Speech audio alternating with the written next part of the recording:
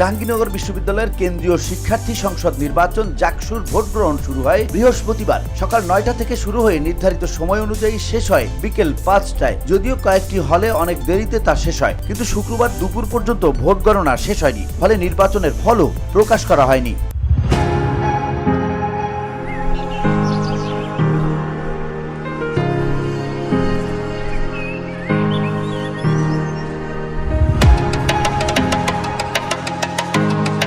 এদিকে ভোট গণনা ও ফল প্রকাশের দেরি হওয়ায় শিক্ষার্থীদের মধ্যে উদ্বেগ ও ক্ষোভের সৃষ্টি হয়েছে। এ বিষয়ে জানতে চাইলে বিলম্বের কারণ জানান বিশ্ববিদ্যালয়ের প্রক্টর ও নির্বাচন কমিশনের সদস্য সচিব এ.কে.এম. রাশেদুল আলম।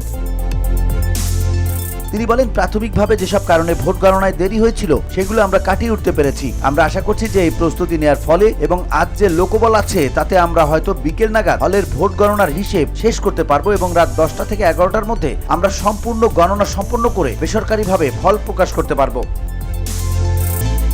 তিনি আরো বলেন, যেহেতু ম্যানুয়াল পদ্ধতিতে ভোট গণনার বিষয়ে সবার আগে থেকে পর্যাপ্ত প্রস্তুতি বা জানাশোনা ছিল না, তাই ভোট গণনার শুরুর দিকে অনেকটা ধীরগতিতে কাজে গিয়েছে। পরে অবশ্য ভোট গণনার গতি বেড়েছে। সিনেট ভবনের কক্ষে শুরুতে 5টি টেবিলে ভোট গণনা শুরু হয়। এই টেবিলগুলো সিসিটিভি ক্যামেরার পর্যবেক্ষণে ছিল। পরে আজ সকালে টেবিলের সংখ্যা বাড়িয়ে 10টি করা হয়েছে। এসব টেবিলের পাশেও সিসিটিভি ক্যামেরা স্থাপন করেছি, যাতে সবকিছু সবাই পর্যবেক্ষণ করতে পারে, রেকর্ড করা সম্ভব হয়। VOD Bangla news desk.